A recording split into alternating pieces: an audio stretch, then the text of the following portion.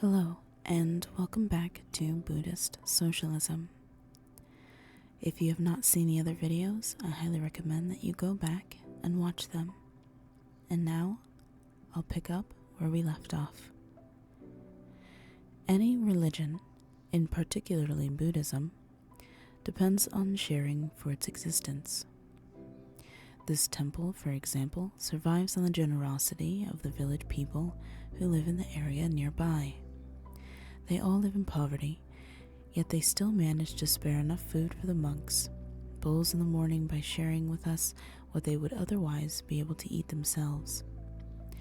Because of their willingness to give, 60 monks from this temple would be supported this rainy season by a tiny, sparsely populated village of poor folk. Bangkok is another story entirely. There you will find immensely wealthy people, but they would never share what they have in the way those village people support this temple. Why is this so? Villagers still live according to the traditional ways. Bangkok people, on the other hand, have become modern, so modern that they have particularly become gods unto themselves.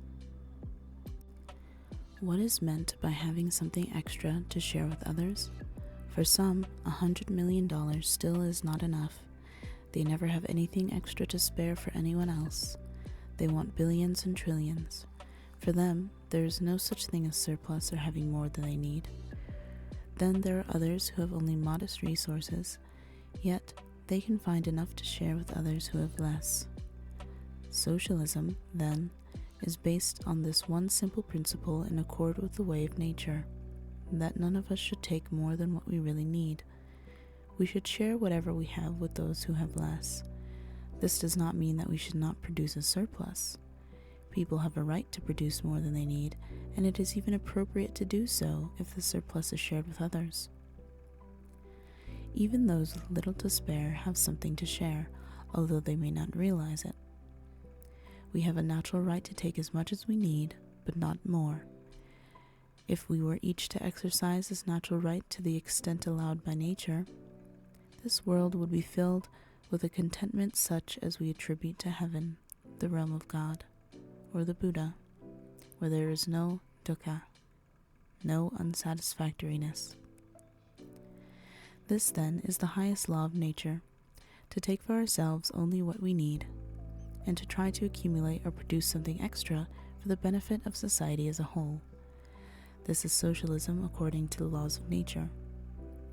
It is consistent with the purpose of the Dhamma, the way of God, or with the basic principles of any religion. This kind of religious socialism can address the seriousness of contemporary social problems because it sees these problems as rooted in the fact that people are after as much as they can get a hold of for themselves. In carrying out what we call social service, we should see to it that we serve in the best way there is, that is, according with the right view. With the correct understanding and effort, wrong view, and incorrect understanding of nature and truth is the basic cause of our problems. Solving such problems, then, is dependent on samadhi. Such understanding enables people to realize when they are doing something wrong and to bring their thinking and action in line with the correct way, the way of nature. If everyone were to have samadhi, there would be immediate changes in society for the better. Hence, we must all go backwards to get on the right track. Nowadays, we are ignoring God, the Dhamma, or even teachings of science, the correct way to live according to the laws of nature. All of the above pertains to my second major point, regarding the true meaning of the term social service. My last point deals with an increasingly serious problem in the modern world, the alarming degree to which religion and morality are disappearing. Religion can take many forms: living in accordance with the laws of nature or obedience to God. All are disappearing from our lives, which is why the world is in a perpetual state of crisis. The situation never improves because the same selfish people who have contributed to the problem cannot possibly solve it. How can people who form international organizations solve the world's problems when they are made up of selfish people? Be very careful not to let yourselves become caught up in an organization led by those whose motives are basically selfish and who have formed the organization to advance their own personal interests. Satan, Mara, and all the powers of evil would get a good laugh out of your misguided efforts. Why do we not instead solve the problem by becoming human in the fullest sense of the word, according to the way of God and nature, that is, putting the welfare of others before our own selfish interests? In this world of selfishness and kilesa, religion and morality have been pushed aside. As a result, humankind has become a mass of suffering individuals. Our religions have become so superficial that they cannot rightly be called religions. This is why I say religion is disappearing from our lives to a frightening degree. We could sum it up by saying that true religion has all but vanished, and all that is left is philosophy, which, though it has to do with religion, is not at all the same thing. Nowadays, it has become more and more common for people to approach religion through literature, liberal arts, and philosophy. People are crazy about philosophy in particular, but philosophy is not religion. The study of philosophy uses reasoning to theorize about abstract things that we simply cannot know. Religions use a scientific method. First, they identify the immediate problem, suffering. Then, they identify the cause and present a solution to fit the cause. In this way, religion is scientific in its approach, even though it deals with the mind and spirit rather than material things. Philosophy, on the other hand, makes up a hypothetical problem, such as the way we should or should not believe in God or the Dhamma, why we should do one thing and not another, whether or not something is really true, really good, whether something we call happiness is really happiness, and so on. These are all thoughts of people who have no confidence in themselves. They look for the problem within the mind and solve it rationally. This is the situation people get themselves into with philosophy. The more hypothetical problems we think of, the more that arise, all of them getting further and further away from anything useful. In a children's textbook, there is an apt, amusing example of the futility of philosophical thinking. A runner runs along between two rails of a railroad track, noticing that the two rails appear to become a single rail farther ahead. So he runs on, trying to find out where the two rails become one. Philosophy takes us on a similarly futile misadventure. Scientific problem solving, on the other hand, requires a concrete problem and a solution that fits the problem. Religion is similar. If we say, for example, that attachment to the illusion of possessing a self causes suffering, then letting go of that attachment frees us from suffering. So long as we do not completely accept this truth, we will still suffer. But as soon as we internalize it, our suffering ends. This, then, is the true practice of religion. Because we do not practice our religion, what we call religion only becomes philosophy or logic. We need to get back on the right track, to bring true religion back into our lives. That is, to put religious principles into actual practice so as to overcome suffering. Philosophy will never solve our problem because its theorizing is never ending. If we apply scientific methods to our religious practice, however, we can expect results, because then we clearly define the scope and nature of the problem. Such practice could bring happiness to humanity within a lifetime. If we depend on philosophy to solve our problems, however, it will be impossible to reach our goal in one lifetime or even within 100 lifetimes. We pride ourselves on how progressive our religions have become, how we find signs of religion everywhere, but we destroy true religion. We have become blind to what is really happening. What is left of religion cannot rightly be called religion. The Buddhism we see nowadays is Buddhist philosophy, Buddhist literature, Buddhist studies, Buddhist logic, and so on.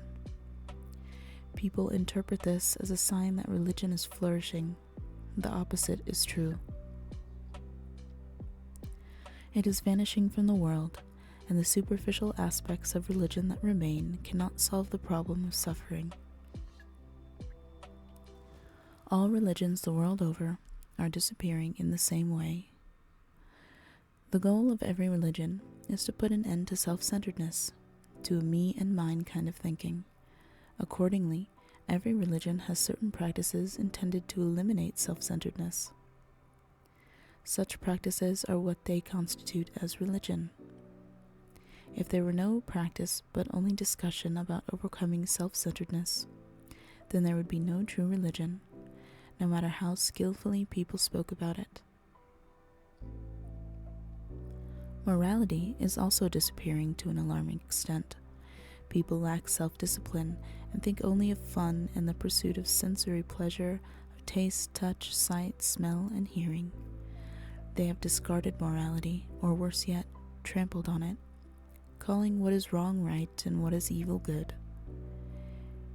It used to be that Sila Dhamma was in humankind's very flesh and blood. All Buddhists, for example, seem to have honesty, gratitude, patience, and forgiveness as an integral part of their very being. No one had to be taught these things. Children had only to observe their parents to see Sila Dhamma in every aspect of living. Children did not have to be ordered to behave correctly. They did not have to write down the rules of Sila Dhamma in their notebooks, then memorize them or be coerced into practicing them. Children used to learn honesty, gratitude, and patience by seeing it all around them at home. Nowadays, however, children spend less time with their parents, so they are less likely to learn Sila Dhamma from them. Children's behavior, therefore, has changed considerably. They have become selfish and aggressive. We are losing our cultural heritage, of which Sila Dhamma has been an integral part. Religion was the foundation of our culture, our Sila Dhamma. Countless generations of our ancestors have been practicing religion as a central part of their culture. It was a fundamental part of each person's life, of every home, and even of the entire country. Let's take an example. When villagers in this area went out to the fields to plant something, a fruit tree, vegetables, or grain, for instance, they recited this little verse as they planted the seeds. Food for a hungry bird is our merit. Food for a hungry person, our charity. The villagers considered that they would receive merit if a bird ate food from the plant. And if a hungry person stole food from it, they considered it as almsgiving or charity on the part of the one who planted it. Enough was always planted so that birds and hungry people could have what they needed. You can see what kind of spirit these villagers had. These days, however, if a bird comes to feed on the plant, someone shoots it. If a person comes to take something from a plant, people call the police. This is how mean-spirited people have become everywhere these days. It used to be that whenever people planted a banana tree, a pineapple plant, rice, beans, or whatever, they would recite that verse. This act, and many others like it, formed a body of unwritten rules that became the foundation for Sila Dhamma in people's daily lives. They were passed on from generation to generation as an integral part of the culture. We do not see these kinds of acts anymore. They have gone the way of patience, compassion, gratitude, honesty, forgiveness, and the list goes on. We have lost all this because we have no self-discipline, because we cannot resist the temptations of the modern world. I'm going to end this here, and I hope you've enjoyed the reading thus far. Please don't forget to give me a like and subscribe if you want to hear more. I will see you very soon.